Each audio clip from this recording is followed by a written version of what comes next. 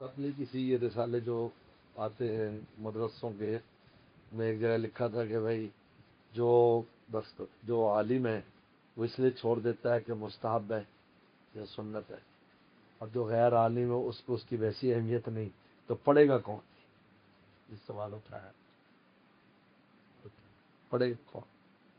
اصل میں جو فرمایا ترغیب دی ہے تو مقصد ہے نا اس سے۔ ہمارے ہاں اس کا بالکل اہتمام نہیں۔ مسجد کو سلام ضرور کرنا چاہیے، 2 رکعت کی کون کبھی کسی مسجد میں 2 رکعت پڑھ،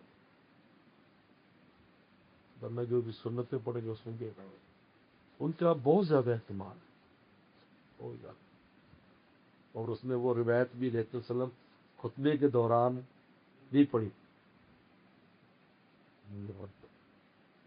ایک آدمی آیا، آپ وسلم خطبہ دے رہے تھے، بیٹھ گیا، انہوں نے فرمایا کہ قم فصلی، کھڑا ہو نماز پڑھ، 2 رکعت پڑھے۔ تو چونکہ ظاہر اس کو لیتے ہیں، لیکن امام طحاوی نے کہا کہ نہیں، اصل میں ان کے کپڑے بہت تھکے ہوئے تھے، بہت اس کی حالت بزار اور خراب تھی، کہ جب آپ نے فرمایا پڑھ تو سب صحابہ نے اس کو دیکھا ایسے کر کے، اور آپ نے خطبہ روک دیا۔ جب وہ نماز پڑھ چکا، آپ نے فرمایا کہ دیکھتے ہیں اس کی کیا حالت ہے، جس کا تعاون کروں۔ کہ لوگوں نے چادروں کا ڈھیر لگا دیا، کپڑوں کو ڈھیر، جس بات کا پورا ڈھیر لگا دیا، میں اس کو دے دی۔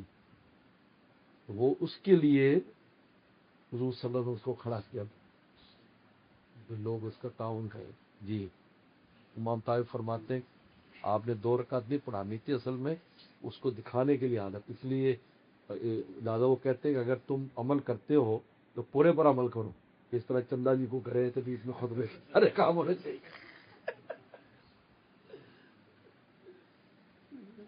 بلکہ اسی کے اندر ایک دوسری روایت بھی آتی کہ پھر بعد میں اسی طرح کسی کے ساتھ ہوا تو آپ نے فرمایا، تو وہ آدمی بھی چادر لے کر وہ جو پہلے اس میں تھا، آپ نے منع فرمایا، فرمایا کل کو پھر تو مانگے گا، بس سیدھی جاتی